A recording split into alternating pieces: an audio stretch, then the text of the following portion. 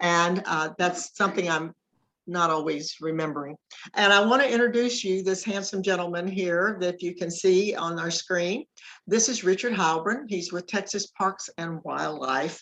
And I will tell you from a personal standpoint, he's one of my favorite people ever. I never cease to learn something when I talk with Richard, and he's always got a very balanced approach to everything. And he's helped me in so many ways along the way, and I thank him for that.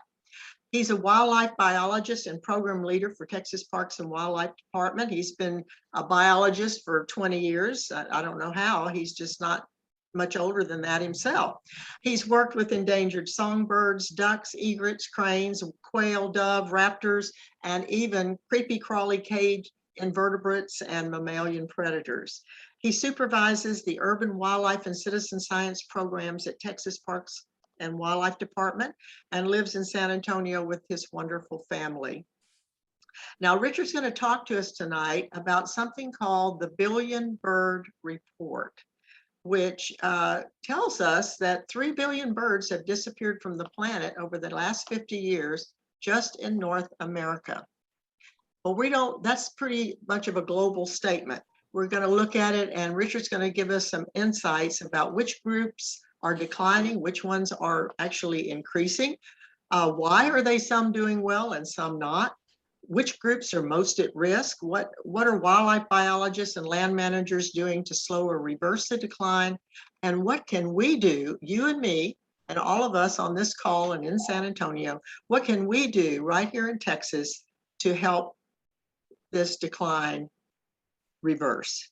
So Richard, I'm going to stop sharing my screen and turn it over to you. Thank you. Thank you, Patsy, so much. It's such a pleasure being here with y'all tonight. Appreciate y'all spending some time on a Wednesday night listening to this presentation. What I'd like to do is take y'all through the 3 billion birds report that came out in spring of last year. Tell you a little bit about how the report came out and the waves that it made. And really a lot of the information I'm sharing with you is really right in the report. So I don't want to read the report for you with you, but I want to tease you into looking at it and using it as a resource. So I want to take a science-based approach for what they found, how they went about looking at these data, and then what are the results and what does it mean for us? So I'm going to share my screen. And let's see if this works. Okay. Patsy, would you mind telling me if you can see my notes, or do you see the full screen? I see the full screen with a beautiful bird on it. Okay, very good. So again, thank you all for having me. Glad to be with Bear Audubon this evening. I'm going to give you let's see if I can push the button here. There it is. Okay, I'm going to give you the TLDR. On social media, there's an abbreviation called TLDR, and it stands for too long, didn't read. So we all know you get forwarded a news article or an email, and it's like 17 pages. Who has time for that, right? So what's the 5-word summary? So TLDR is just a summary that means too long, didn't read. I'm going to tell you what I'm about to tell you. And this is it. We have lost 2.9 billion birds off the face of the planet in North America alone since 1970. So we're talking about a 50-year timeline. The data show that we have decreased our populations by nearly 3 billion birds. This report came out in the journal Science last year. And fortunately, we have long-term data sets. And so many of you probably contribute to some of those data sets. And so what the authors did was they went through all these data sets and they amassed what are the population changes by taxonomic group, by guild or type of bird, and what do those changes look like? Now, we've known since well before 1970 that birds are in jeopardy, right? 1962, Rachel Carson published her Silent Spring, which really set off a lot of awareness about chemicals and pesticides and the potential loss for insects and birds that she was seeing in the early 60s. Now, that book, as many of y'all know, has made a huge impact in the 60s and early 70s. So didn't we solve this problem? Why is Richard here talking about 3 billion birds lost? Well, that's what we want to explore. The birds are telling us that we must act now. This is another TLDR, too long didn't read. We must act now to ensure our planet can sustain both wildlife and people. Now, the birds are the canaries. Now, the problem is we're not in a coal mine anymore. So what happens when the canary isn't deep underground anymore, but is out in the open and keels over dead? Do we just say, oh, well? Or do we say, what's going on? How do we fix it? How do we get ourselves out of this mess? We absolutely cannot shrug our shoulders and say, this problem is too big for little old me to solve. We have to say, how can I act? Where's my place? Where's our place in this crisis? And that's really what it is. It's a wildlife crisis. And though my presentation will focus on birds, we're not really just talking about birds. This 2018 report by the National Wildlife Federation, the American Fisheries Society, and the Wildlife Society outlined the dire future of all wildlife in America. So we have more than 2/3 of freshwater mussels that are at risk of disappearing. We have more than 1/3 of all amphibians, more than 1/3 of all freshwater fish, 20% of butterflies at risk of extinction, 18% mammals, and 15% of all bird species are in danger of being lost forever. So here in Texas, we have some of those at-risk wildlife. We call them species of greatest conservation need. So you're familiar with the bobwhite quail, you're familiar with the alligator snapping turtle, the burrowing owl, and the pronghorn. Notice that these are not migratory birds. Well, the burrowing owl is. But notice that some of these are game species. So some of these are hunted species. The pronghorn and the quail are both hunted species. So it really is not about hunted versus non-hunting, birds versus mammals, insects. It's really all groups of wildlife are at risk. The cerulean warbler has exhibited a decline of 74% in the last 50 years. Now, this is an eastern U.S. bird, but the cerulean warbler is not listed as threatened or endangered. In the states where it exists, it's a species of concern, greatest conservation concern. And based upon extensive breeding bird survey data, cerulean warblers have declined sharply over the past 30 years. Should that trend continue another 30 years, population sizes of the cerulean warbler are predicted to be only 8% of the 1966 levels. Now, this is a key finding here. It's another TLDR. It's huge. A net loss of 29% of the breeding bird populations over the last half century. This net loss takes into account both increases and decreases over the last 50 years. Like the bottom line on a bank statement, 29%, we've lost 29% of the birds. Each year, many birds produce young, while many others die. But since 1970, on balance, many more birds have died than have survived, resulting in 2.9 billion, with a B, fewer breeding birds today. That's a loss of more than 1 in 4 birds that were alive in 1970. So we're talking about a net loss over the last 50 years, not just total birds that have died because of natural biological life functions. Now, as I mentioned, I don't want to just present an upper level dive into this study. So I want to give you the actual citations, and I'm happy to share this with Patsy, and she can share this with others. And here are the links that are a little bit hard to find. We're basing this off of Rosenberg et al. 2019 decline of the North American avifauna.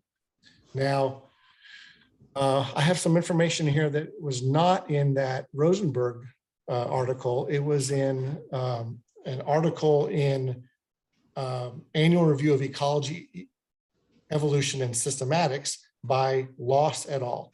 So isn't that kind of interesting that it's Dr. Loss talks about the direct mortality of birds. So I've got some data from that study.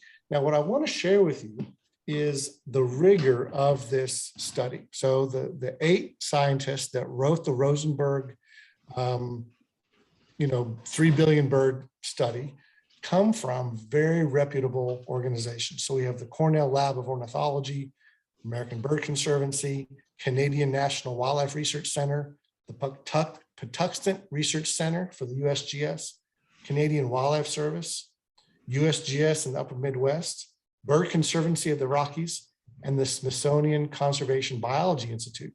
So this is reputable sources with real actual data. That link that I shared on the previous page does have all the data from the report that is not immediately evident from the public consumption website. So if you really want to see what I'm talking about, if you really want to see the data, go to that link, click on that data. And if you're a data hound, you can even analyze some of the data. They've presented in a way where you can copy and paste it and start analyzing yourself. So finding number 1, there are 2.9 billion fewer birds in North America than there were in 1970. I'm repeating this on purpose. By integrating population size estimates and trajectories for 529 species, the authors showed this net loss of 2.9 billion breeding birds across the continent since 1970. So what you see is the decline on the left. You see different groups in the middle and on the right. And so you can see that some species, some groups declined more than others. So let's start with the bottom. We've got grassland species by far exhibiting the most dramatic losses, followed by the boreal forest birds, western forest birds, and Arctic tundra. Of course, now we have habitat generalists and eastern forest and forest generalists. Those are all declining. And then we start to see some differences. Now we see the arid lands. This is the yellow line in the middle. You see that it is declining, but it's relatively horizontal. Now, what's going on in the arid lands and what's going on the coast and what's going on in the wetlands, for goodness sakes, that's so different? Well, we're going to explore that, but I'll give you the answer for the arid lands right now, and that's climate change. So as habitats start to warm and as rainfall starts to change, more of that habitat becomes available. And all the other habitats that rely on more dramatic and special swings of climate and weather and rainfall, those patterns become unpredictable. So the birds that depend on those habitats are no longer as sustainable. And so what happens is those habitats the stability starts to waver. And as the stability starts to waver, those extremes affect the birds that live there. Whereas in arid lands, those patterns are not wavering. They're getting more of the land in the United States and Canada are becoming arid. And so the species that benefit from that are benefiting from these changes. Now, unfortunately, most of our continent is not arid lands. And so the question is will it become mostly arid lands? And so then we're going to start to see a shift of all the birds that like those habitats that are stable. We're going to get more of those and fewer of all the other groups. I'd like to point out the wetlands. You see how it's the only graph on the right side of the vertical line. That means that over the last 50 years, wetland species are actually increasing. Very interesting.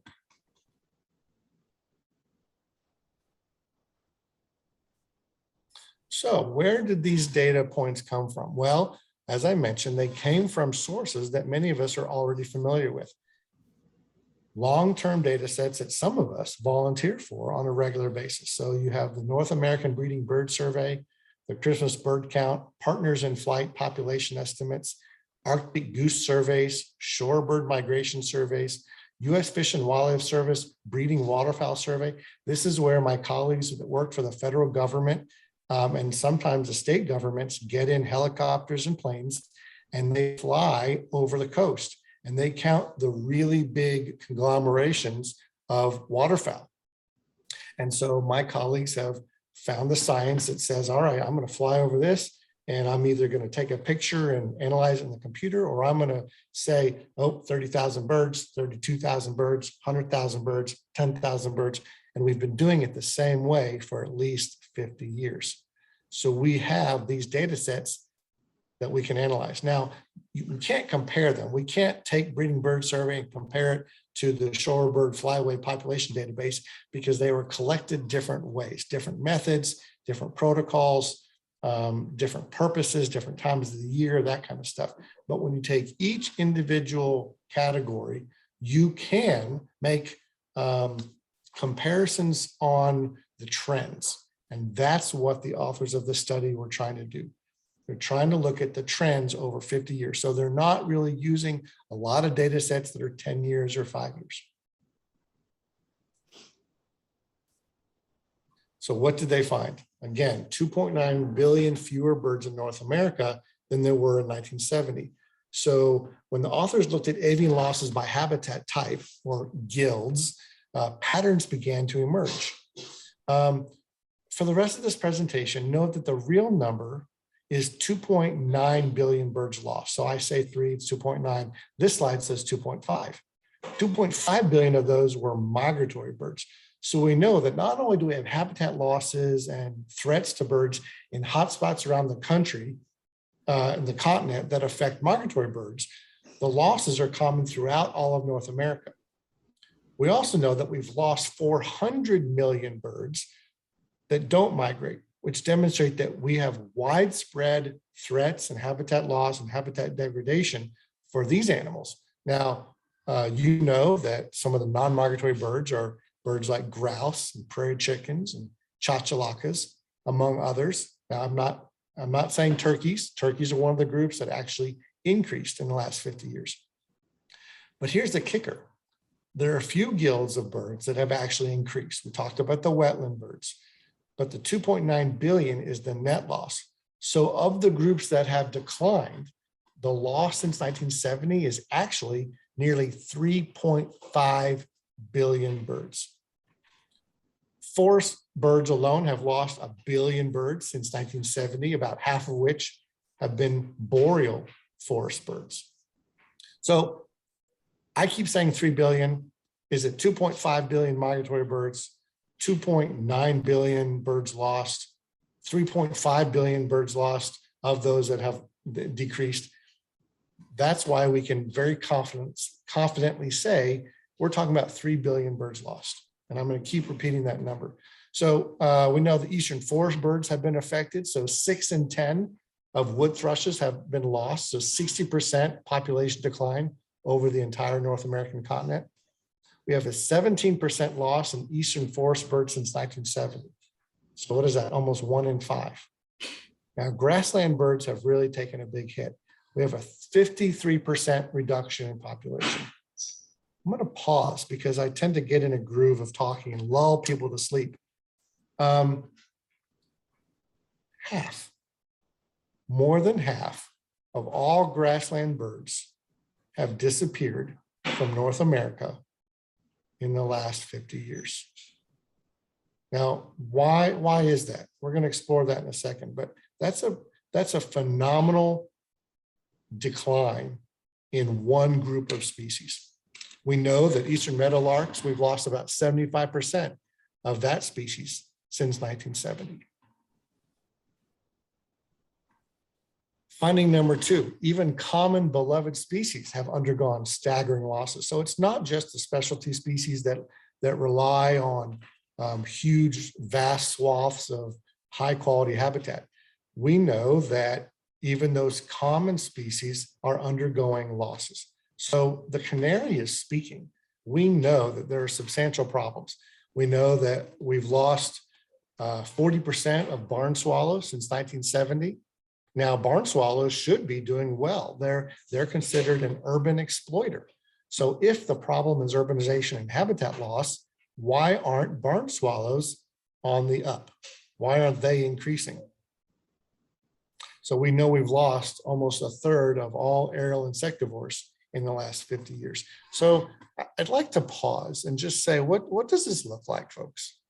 What does it look like if we honestly pictured 160 million aerial insectivores dead lined up in front of us? That's a lot. And I know this is a downer, but we're going to get to the hope here in a second. Finding number 2, even common beloved species are undergoing staggering losses. So it's the same finding as before, but we're going to explore this a little bit. You can see from that top left grouping, we can see American sparrows, wood warblers, blackbirds, even the invaders, even the invasive species that are doing quite well in urban habitats. Old world sparrows are in one of those top 13 species, top 13 guilds that are showing declines. Larks, finches, swallows, nightjar swifts, flycatchers, starlings, right? Thrushes, 26 other families. So those are the main ones. Even if go over to the right-hand side, you can see that the American sparrows, we're down about 30% there. The blackbirds, about 40%. Wood warblers, about 30% loss. Starlings, about 50% decline. Old world sparrows, more than 75% decline. Now go down to the bottom, and I indicated that turkeys are doing well. Actually, grouse are doing well too. I misspoke earlier. Raptors, turkeys and grouse, gnatcatchers, ducks and geese, and vireos are doing well. Now, I couldn't dive into the data enough to explain the vireos, but we're going to explore some of those other guilds down at the bottom. But I do want to show you down on the right side, look at introduced species. We see a decline of about 50, 60, 60, 65% of introduced species. So how is it that the house sparrow is declining so dramatically when we see them all over the place here in San Antonio? How is it that shorebirds are declining about 35% decline in shorebirds? So we have some significant issues. Now, finding number 3, landscapes are losing their ability to support bird population. So it's really not enough to say that the birds themselves are disappearing. What we find is that the habitats that support the birds are becoming unstable, and they can no longer support the bird populations. Now, I can feel Tom Inglett's eyes glazing over when I show all these graphs, but I just want to point out just a little bit here, some of these different groups, and you can see that they're not all declining. So let's start with this middle left graph. Arctic tundra, 9.2 million birds lost, 14 species extinct. We have down here in the middle right, coastal wetland species, 3 million birds lost, and we've lost 8 species. Now, if you can see, this bottom of the curve is starting to straighten out, starting to become horizontal. Now, a lot of these Caribbean graphs are going up, and that's because of climate change. Those habitats are starting to stabilize and they're spreading. And so there's more room for those species to exploit. Unfortunately, what has become Caribbean forest land wasn't always Caribbean forest land. That was some other special habitat, and that's being lost. So for every group that's increasing, there are some that are being lost.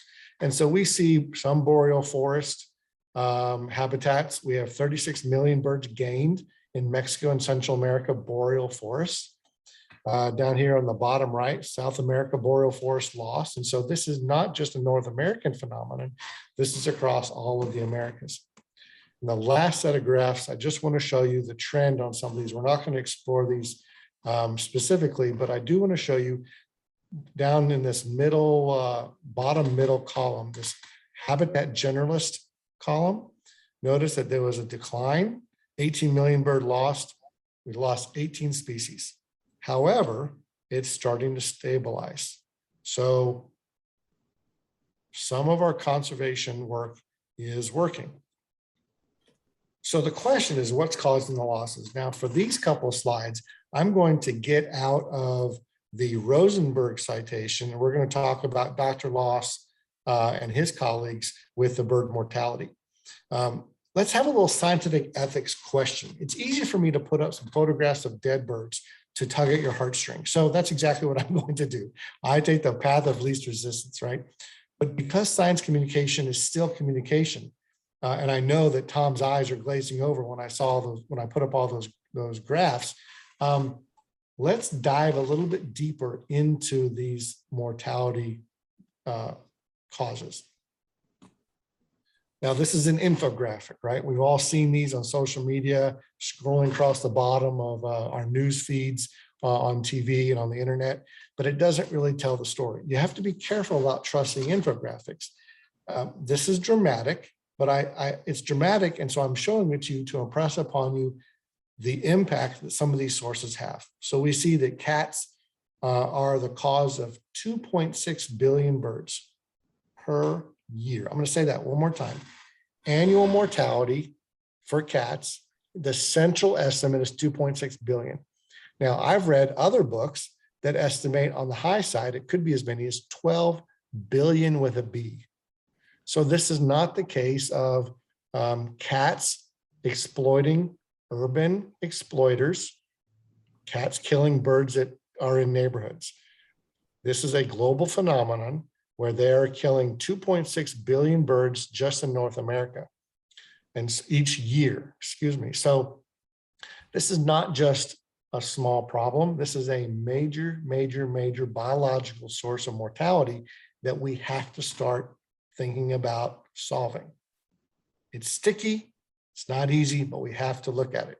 Now, I don't even like the way this graph depicts the losses on the same XY distance. If you're looking at it like a bar graph, it looks like cats and windows are the same, but you know, it's what is it, like 4 times more birds are killed by cats and windows. So you have to look also at the depth of that. So I don't like this graph for this reason. So let's, and the other problem is we cannot estimate losses from habitat loss or habitat degradation. Biologically, it's very difficult to do, and we don't have those numbers, we don't have that science. But we do know that it's the #1 source of bird mortality. So let's dive into some of the numbers from this other publication. Habitat loss is the #1 source of bird mortality. Habitat degradation is the #2 source. Again, see, no numbers, right? What is habitat degradation? This is where habitat is not lost, but it changes quality, it changes size, or it changes shape. So if you picture some of these grassland birds that need relatively large swaths of grassland habitat, as that habitat gets encroached, and either it becomes smaller or it changes shape. So maybe it was rectangular or circular, and now it becomes a linear swath of habitat, say connecting two big prairies.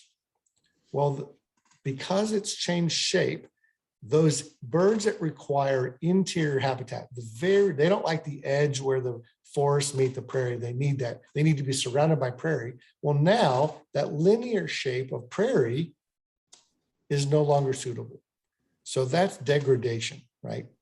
Size and shape changes, habitat quality. We haven't lost totally the habitat type. It just changed so that it's no longer sufficient for certain bird species. Now we know that cats are responsible for 2.6 billion birds each year.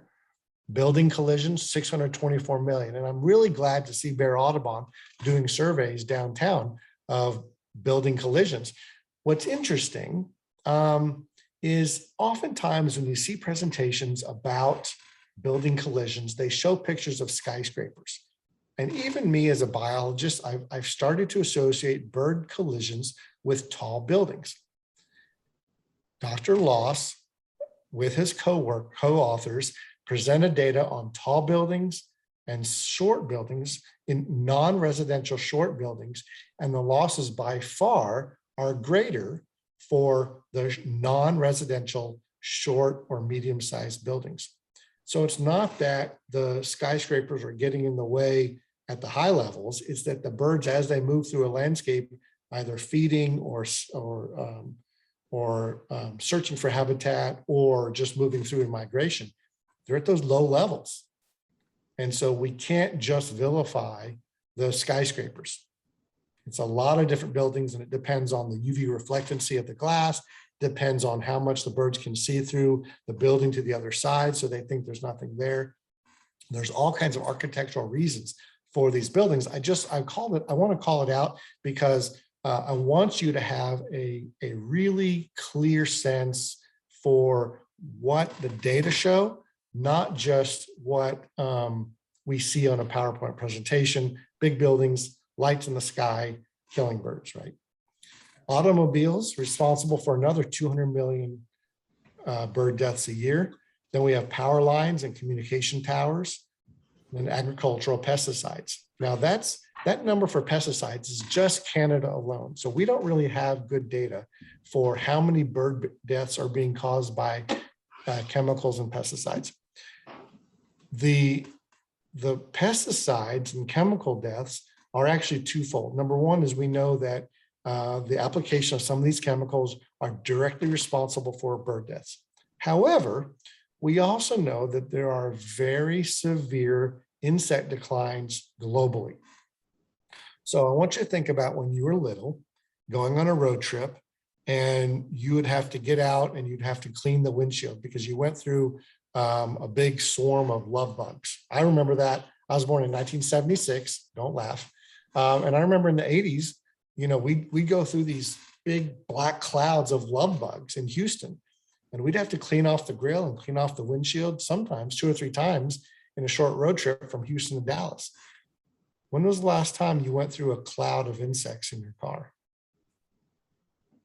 And it's so bad that in UK and Scotland, they're talking about 75 and 80% declines in insect availability. So what does that do to our bird friends that require these insects to survive? So there's a food loss, there's a direct mortality related to these pesticides. Finding number 4 gives us a little bit of hope. How am I doing on time? I'm all right. Gives us a little bit of hope.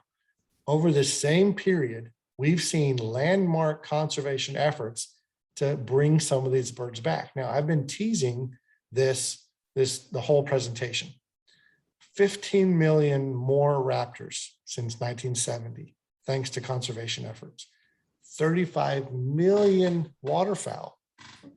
Now, that's an interesting number. 35 million waterfowl gained since 1970. Same methodology, same surveys, same relative skill of the observer. These are all professional biologists doing some of these waterfowl surveys. What's changed? Can you think of any reason in your experience why these 2 groups would increase? Now, I have another slide on this. 14 million more woodpeckers. Now, I have not been able to dive into the data to see why woodpeckers and vireos are doing so well, but I can take a guess as to why some of these other species have rebounded. Waterfowl have increased by 56% over the past 50 years. This recovery has been made possible by conservation investments by hunters and billions of dollars of government funding for wetland protection and restoration. The hawk and eagle family has increased by 78%, and osprey populations have more than quadrupled. Raptors like the bald eagle have made spectacular comebacks since the 1970s after the pesticide DDT was banned, and recovery efforts through endangered species legislation in the US and Canada provided critical protection. So what we have here is we have 2 groups that have benefited from investment and conservation laws to help them recover. So we know birds are resilient. They can rebound. The raptors, the osprey, the waterfowl, the woodpeckers, the vireos, they're showing that they can rebound. So this is a problem that we can fix. We have fixed it in several of these gills. Even while these widespread declines were happening, some of these birds have made rapid turnarounds, proving that our actions can reverse these trends. So we have the Endangered Species Act of 1973. We have bald eagles, peregrine falcons, and ospreys returning to the skies because of that, and because of DDT enables these birds to recover on their own, because we got rid of a major source of mortality. Also, we know that with waterfowl, when hunters and conservations teamed up to restore the continent's duck factories, or the wetlands, these dwindling waterfowl populations returned to healthy levels. So what about that legislation? Well, we have a couple really important ones. Number one, and I'm really glad Patsy showed that duck stamp, that illustrates that sportsmen and women, hunters and conservationists that buy things like duck stamp, invest in wetland conservation. So income from hunters and shooting sports enthusiasts. We know private support from Ducks Unlimited and other nonprofit organizations like Audubon focusing on those wetland habitats. We also have a lesser well-known piece of legislation called the North American Wetland Conservation Act, and what we call it NACA. And what NACA does is identifies a couple of pots of money. And when those pots of money go unspent at the federal level, the leftovers go into wetland conservation. Pretty cool. And so there are several sources of funding for wetland conservation. And more importantly, it has a dedicated group of advocates. And whether you're a hunter or you're an Audubon member or National Wildlife Federation member, those are advocates that are advocating for specifically targeting wetland conservation. Now, the 3 Billion Birds Report recommends 7 simple actions to help birds. Make windows safer. We can talk about reflectancy and visibility and UV light and films and grids on the windows. We can talk, that's a whole nother presentation. They recommend keep cats indoors. Maybe we can make a dent in those 2.6 billion birds a year. Use native plants, avoid pesticides, drink shade-grown coffee for those tropical locations, saving that habitat, reduce our plastic use, and then do citizen science. Now, I say that those are simple actions, but you are not simple people. If you're here tonight, it's because you care about wildlife more than sort of that top level, here's what the common person can do. You are not common, you are exemplary. So what I say is, what if we could find legislation and sources of funding just like the wetland birds have, but for all species of concern, for a greater list of at-risk birds. And so I'd like to tell you a little bit about Recovering America's Wildlife Act. These are 2 pieces of legislation before Congress right now, and it will dedicate $1.3 billion now, $1.3 billion annually for SGCN conservation. In Texas, that means that if this passes, we would get $57 million a year for these at-risk birds and at-risk species of fish and wildlife. Does anyone know what our current Parks and Wildlife, what the state of Texas, excuse me, not Parks and Wildlife, but the state of Texas, what they get from the federal government for all wildlife right now? It's about $25 to $30 million a year. So if we get another 57 million, you're talking about nearly $90 million. So this would triple the amount of funds that we have to recover these species of greatest conservation need. Funds that are required to increase capacity, not replace existing programs. So now, if you've ever been frustrated by Parks and Wildlife or the conservation community's focus on game species or certain birds other than others, this is a chance to fix that, because these are specifically geared to those species of greatest conservation need. Now, what I'd like to tell you is that there are ways that you specifically can support Recovering America's Wildlife Act. What I'm not talking about is you walk away from my presentation and say, yeah, I support it. Go Richard, go Patsy, go Parks and Wildlife, because it's going to require the entire conservation community to get Recovering America's Wildlife Act passed. Last year in Congress, language of Recovering America's Wildlife Act passed through the US House. So we're halfway there, folks. Now we started over, but those people that supported it are still there and we're ready to go. So all we now have to do is get it back through the House and get it through the Senate, and we know the president's going to sign it. Okay, so we are issuing, this is hot off the presses. I got the email just today that we are starting a new 200 by 200 challenge. Let me tell you what that is. Nationwide, we want to get 200 House of Representatives to support Recovering America's Wildlife Act. We're at 116. So we're doing really well. So we want to get that number nationwide up to 200 members of Congress. Now, the other 200 is we want to generate 200 phone calls and emails to our Texas senators this fall to ask them to support Recovering America's Wildlife Act in the Senate. We have gotten from the leaders in the Senate a commitment. If we can get 10 Republican senators to sign on to Recovering America's Wildlife Act, they will bring it to the floor in the Senate for a vote. That kind of language we don't hear very often.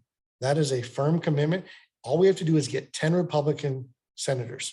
We have 2 in Texas. So that's exciting. So we want to generate 200 phone calls and emails. You don't have to be the president of anything. You don't have to be the chair of anything. Just you as a Texan can contact these folks and ask them to support Recovering America's Wildlife Act. And if you want to go above and beyond, if you're a member of another organization, we want their support to get organizational support for a long-term push, not just something for this fall. So birds are telling us that we must act now to ensure that our planet can sustain wildlife and people. And the great news is that we know how to do it. We've done it for raptors. We've done it for waterfowl. We've done it for woodpeckers. We've done it for vireos. We can do it for all those other guilds of birds that are declining over the last 50 years. And I'm going to toss it back over to Patsy if we have time for any questions. Wow. Okay. My goodness.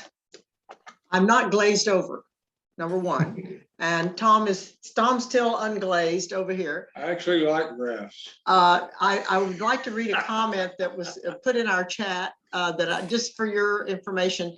This is probably the most graph-loving group you can find outside of an engineers convention. And that was unsolicited from one of the people here on the call. Now, the 200 calls. This is something that we can, I just got an email today from RAWA, that's what we call it, Recovering American Wildlife, and they sent out an email that we can put on our website. And all of these people that are on this call can go on the Bear Audubon website in a day or so, whenever I can get it up there. And there's a letter already written. All you have to do is click on it. You can personalize it, and it's already addressed to the Congress, to the senators. Okay, so if everybody here, we have 40 people on this call, and if everyone would send one, that's 40 out of 200. 20% of 200. That's 20% of 200. My engineer husband says. Okay. Now, So if I could, Patsy, I neglected to tell you why we're doing this push for 200 letters. sure. We have, and this is confidential information. I hope that y'all can bear that in Secret to mind. only 40. Only 40 and whoever else you want to tell, is that there are, we've gotten some commitments from some people that they're going to visit with the senators this fall. And we would like, when that happens, and we don't know when it's going to happen or where or from whom, we would like the senator to say, you know what, my staff has been telling me that we've been getting a bunch of those calls, and it cements the idea in their head that this is something worth paying attention to. And so if we can generate 200 calls that are relatively before and after that that conversation whenever it happens, we found that that cements that ask and causes the senator to support it. Now, even if Senators Cornyn and Cruz don't sign on as co-sponsor, that's the goal. But even if they don't, we need their help to push it through the process. And if they don't say no, sometimes that's just as good as saying yes. I will say that this is not confidential, but when we were trying to get Representative Will Hurd to sign on to it, a small group of us, I believe Brent Coleman's on the call tonight. He and myself and Tom and one other, Mary Kennedy, went up to the office and talked to the staff. Who's got their, somebody's got their Jeannie, you're old.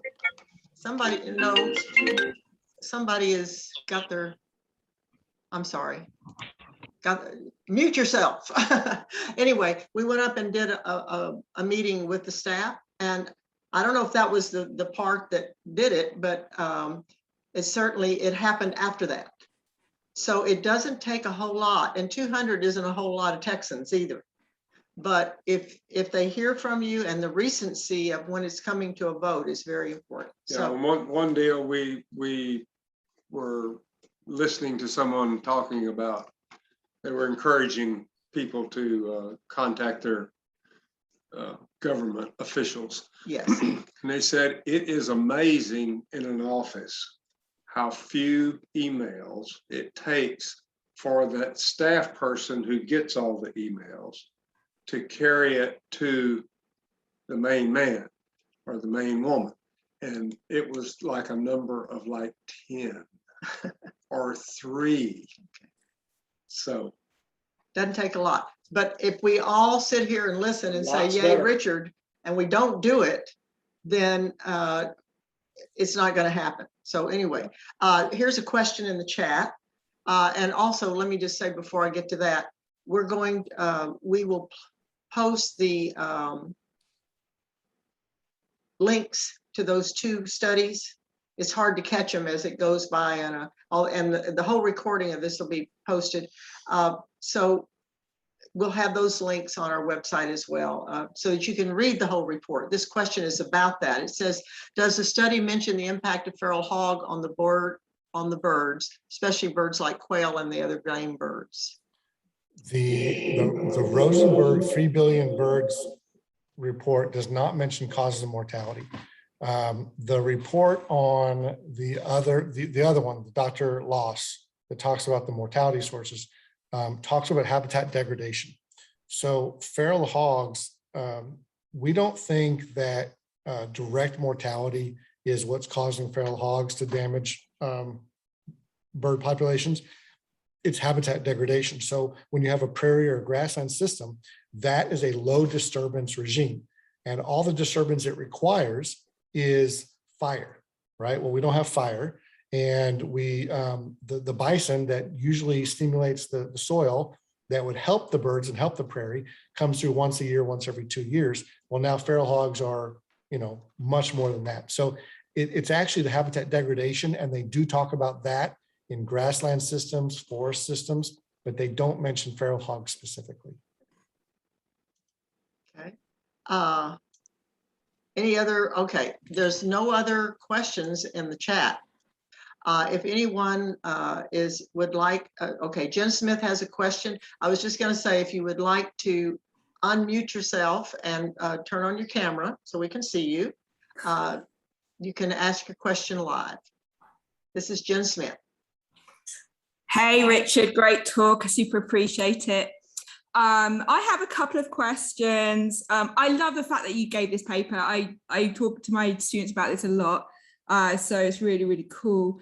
If you delve into the data of that paper, which I know you have, one of the things which comes out is really interesting is, and you presented this, was the fact that the house sparrow, which we all know is an invasive species introduced in the late 19th century, was a bird that declined the most out of all of the birds considered. And I forget the exact number. But what is it, and as an urban biologist, right, I'm super interested in your perspective of this, is why they're declining. why that was. And the other bit is, do you think they reached a level where potentially they were over carrying capacity because of the way we provided habitat and resources, and then their population declined over the period that Ken Rosenberg et al. Looked at? I'm really interested because at home in the UK, where they're native, they're also declining, but they were never an introduced species.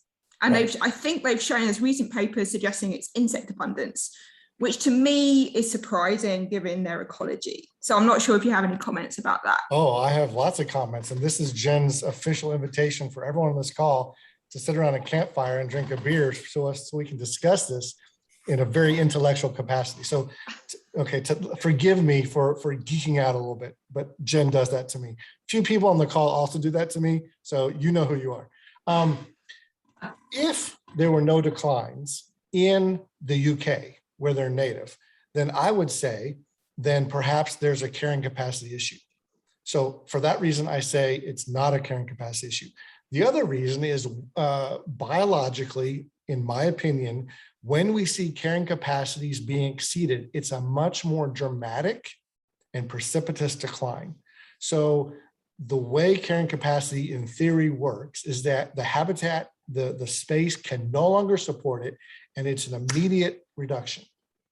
So I think that a 50-year decline does not indicate a carrying capacity excess. It declines some other mortality source that's impacting that population. So then I say, well, what mortality source when we're creating more urban habitat for them to exploit? Well, of those mortality factors, a few of them exist in the urban areas. Cats, but I believe it's pesticides. And I think that we can look at pesticide use in the UK and pesticide use in North America, and all those areas, whether they're seeds or insects that those birds are eating, the grassland guild, they're really affected by the consumption of those chemicals. So if you remember back to high school biology, you have that bioaccumulation. Well, the closer you are to the source of that exposure, the faster you're going to see the results. So we know that we didn't see raptors exposed to DDT right when DDT came out because it had to accumulate in the food chain. Well, when you're eating the insects and the seeds that are directly exposed to those chemicals, we know that decline happens a lot faster. Let me give you an example. A few years ago, when I moved to San Antonio, I found 3 screech owls dead in my yard. Now, anyone that knows me and my wife knows we don't use any chemicals. We had an exposure, so we are diametrically opposed to pesticides of any kind. So I know it wasn't me, right? And so what would cause 3 screech owls to die in my yard in the same night? Well, I was pondering this, came home the next day, and as I was coming to the neighborhood, there the sign was everyone May 1st, spray for fire ants. And that was, I found them on Monday. And so it was the day after the weekend. And so those screech owls had been eating insects as they do, right? And it was an immediate death. And so for all those reasons, bioaccumulation, theory of carrying capacity, I think that's why the increase in urban habitat is not enough to offset the direct mortality from cats and pesticides. Interesting. I was going to say, I really like that answer. What will be interesting is as the rules and regulations change in the UK because of Brexit and the exit from EU, which of course we're going to have new pesticide laws, might allow us to kind of tease those things apart, which, you know, whatever political stance anyone is in the room doesn't really matter, but it kind of is a potentially interesting consequence of Brexit. The only good thing about Brexit, maybe. Anyway, I have another question, unless Okay. anyone else. Oh, I have a couple other in the chat, but go ahead. Yeah. Go ahead. Oh, okay. I'll be really, really quick. This is a total lowball, very, very easy, Richard. I'm just interested from your perspective as a TPWD employer and as a hunter, do you think this paper represents a failure in the North American wildlife conservation model? Oh, well, there's another conversation. Boy, you're hitting all the ones, right? Sorry. So the North American model is a little bit of an anathema, right? It has gotten so popular to say that the North American model of wildlife management is the end all be all. However, if we really dive into the North American model, it's really only about 20 years old, describing a system that theoretically is 250 years old. In reality, it's a theory of how it should be. It is not a depiction of how it is now. So when you look at trade in turtles and trade in plants and commercial exploitation of some fur bearers, the North American model says that there is no trade of wildlife. Well, that works really well for game species, right? But we're talking, I mean, in Texas, there's like 95,000 species of wildlife and like 100 of them are game species. So I don't put the North American model of wildlife management as an example on a pedestal of how things are. I put it on a pedestal of how things should be, and we need to work that way to make that happen. Okay. All right, here's a couple of things in the chat that I think this is being very stimulating. We love this. Okay, and a comment that says, getting RAWA passed not only helps Texas, but all 50 states. So that's massive bird conservation opportunities across our nation with the potential of such an impressive increase of funding to all states, because we know how many of the birds in Texas that we see in Texas are migratory. So we have to help them wherever they are. And this is going to be a broad brush. It's going to go to all the states, right? Yeah, the Recovering America's Wildlife Act targets 12,000 species of concern nationwide. And so we have 1,300 of them here in Texas, but we have one piece of legislation that it would be transformational funding, just like Judith said, for all states, for all groups of wildlife. Okay, and a question here. I said, we talked about the RAWA. Do you know anything about the status of the Migratory Bird Protection Act? Yeah, I know a lot about the Migratory Bird Treaty Act. In fact, Britt, I don't know if you're talking about, you want a primer or if you want to know the latest, but the latest is that there have been some laws introduced that would, okay, let me give you some background. Over the last 5 years, there's been some tests of the Migratory Bird Treaty Act in how it handles incidental take.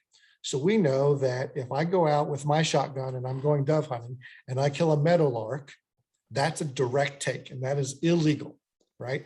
And if Paula Harley goes out and collects a nest with some chicks in there, that is a direct take. But what happens when an oil company spills oil in the Gulf of Mexico? Their actions indirectly killed birds.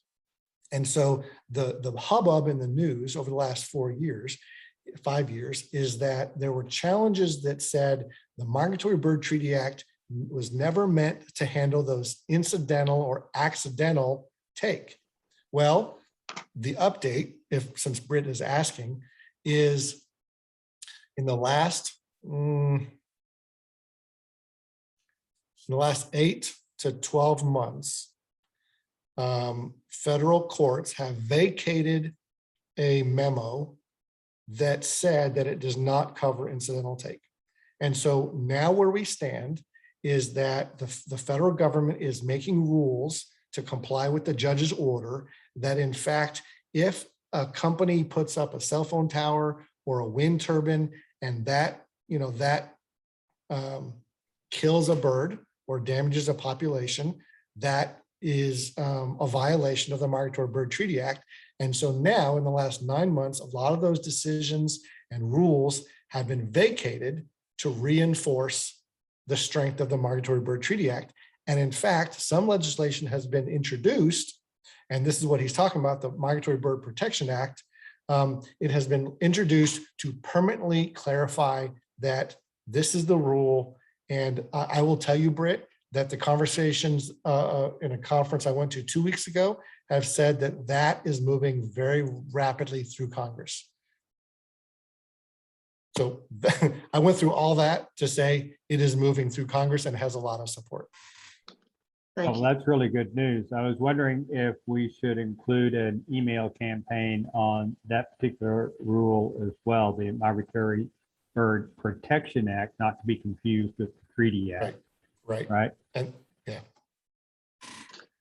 Well, I don't see any other questions or comments in the chat, and nobody else has come forward.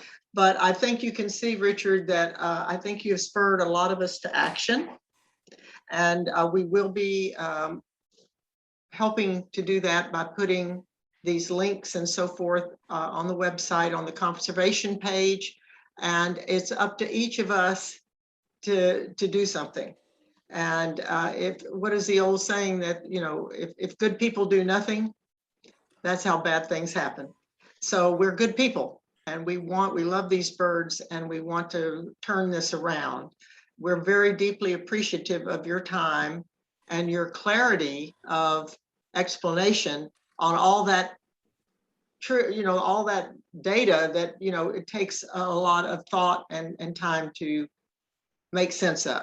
And so thank you for helping us do that. But I intend to read every word in that dang report. I've read many summaries of it, but we're just going to look at it in deeper. So those of you who are in the audience and are master naturalists, you now have things to share with people as you contact them. You don't have to preach, but if it comes out and you get a chance and there's an opening, we have more data, more facts, more trustworthy information. So let's get this thing going. Let's get it passed. This is a golden opportunity for wildlife in Texas and all over the United States. So thank you so much. And thanks everybody for coming. Knowledge is power. That's what somebody said in the chat. And come back in a while and give us some updates after all this gets started and gets passed through, and tell us what Texas is going to do in specific cases. Deal? Deal. Always love to see you. Okay, Thank you so much for having me, everybody. Thank you. Invaluable. Thanks so much. All right, Thank everyone. you. Have a good evening, and get on your computer and start writing letters. Thank you very Night-night. much. Best to all.